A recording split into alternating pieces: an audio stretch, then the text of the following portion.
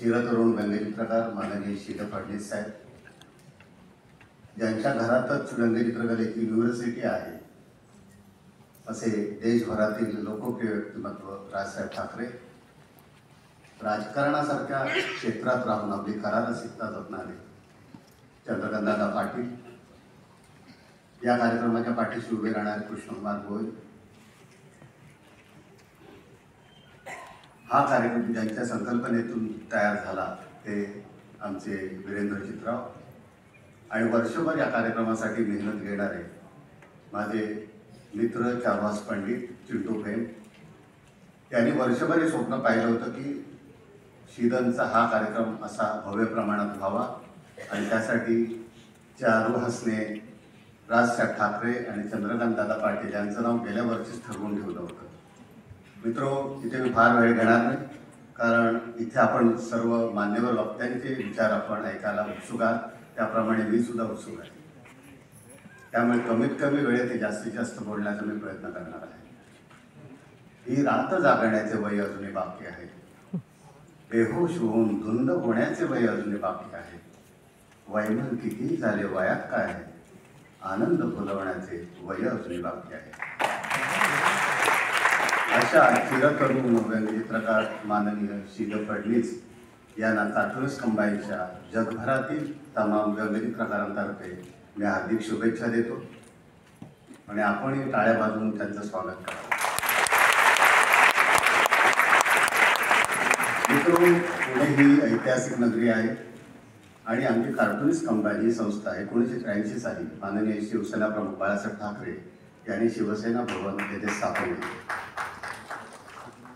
त्यावेळी माननीय श्रीकांतजी ठाकरे हे सुद्धा उपस्थित होते, आणि त्यानंतर कार्टूनिस्टचा कुठलाही कार्यक्रम माननीय बाळासाहेब ठाकरे आणि श्रीकांतजींनी चुकवला नाही, आणि हीच परंपरा माननीय राजसाहेब ठाकरे यांनी सुद्धा ठेवलेली आहे. कार्टूनिस्टचा प्रत्येक कार्यक्रम राजसाहेब आवर्जून उपस्थित असतात, त्याबद्दल कार्टूनिस्ट कंबाईन आणि आपल्या सर्व रसिकांतर्फे मी त्यांचे आभार. मित्रो, मी कुर्ला या मुंबईतील भागात राहतो. कुर्ला भाग म्हणजे आता तुम्हाला सांगायचं म्हणजे अनंत अंबानींचं लग्न झालं बांद्रा कुर्ला कॉम्प्लेक्समध्ये, ते सांगितलं की तुमच्या पटकन लक्षात येईल. एका बाजूला बांद्रा, दुसऱ्या बाजूला कुर्ला आहे. बांद्र्याला आमचे सर्व व्यंगचित्रकारांचे गुरु माननीय शिवसेना प्रमुख बाळासाहेब ठाकरे राहायचे, आणि कुर्ल्याला आम्ही त्यांचे शिष्य राहतो, आणि म्हणून याला बांद्रा कुर्ला कॉम्प्लेक्स असं नाव म्हणतात.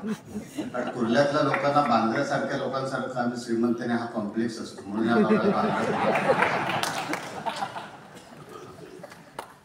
या भागामध्ये शीला फडणीस जे स्कूलापार्टमध्ये राहत असताना, शिकत असताना तिथे राहायचे कुर्ला भागामध्ये, आणि त्या अर्थाने शीला फडणीस हे माझं गाव आले. शीला फडणीसांनी ते पहिलं पेंटिंग केलं तर सायन किल्ल्याचं केलं. त्या किल्ल्यावरती रोज मी फेरफटका मारायला जात असतो. मित्रो, पु ल देशपांडे हे पार्ल्याला राहायचं. कुर्ल्याच्या बरोबर विरुद्ध दिशेला पार्ला हे उपनगर आहे, आणि तिथे पु ल देशपांडे राहायचे. पु ल देशपांडेने एका ठिकाणी म्हटलं की मी पार्ल्याला राहिलो म्हणून साहित्यिक झालो, कुर्ल्याला राहिलो असतो तर रेल्वेचा गार्ड झालो असतो. आणि व्यंगचित्रकारा मित्रो, रेल्वेचा गार्डच असतो ना. रेल्वे जेव्हा बंद पडते, अडचणी येतात, तेव्हा रेल्वे गार्डला पहिल्यांदा उतरावं लागतं, आणि अडीअडचणींशी सामना करावा लागतो, अडीअडचणी दूर कराव्या लागतात. व्यंगचित्रकाराचं काम सुद्धा रेल्वेच्या गार्डसारखं असतं, समाजातील अडचणी त्या दूर कराव्या लागतात. आणि शीला फडणीसांसारखी माणसं ही सोन्यासारखी माणसं असतात, आणि आपल्या सर्वांना माहिती आहे की सोन्याचे भाव आता उतरले, बजेट वगैरे मध्ये म्हणतात, पण सोन्याचे भाव कधी उतरत नाही. वादळ अडचणीमध्ये बुरुज ढासळतात, पण सोन्यासारखी माणसं कधीही ढासळत नाहीत, आणि शीला हे त्याचं उत्तम उदाहरण आहे. मुसीबतों से शरीफों की कीमत कम नहीं होती, मुसीबतों से शरीफों की कीमत कम नहीं होती, चाहे लाख टुकड़े करो सोने के, सोने की कीमत कम नहीं होती.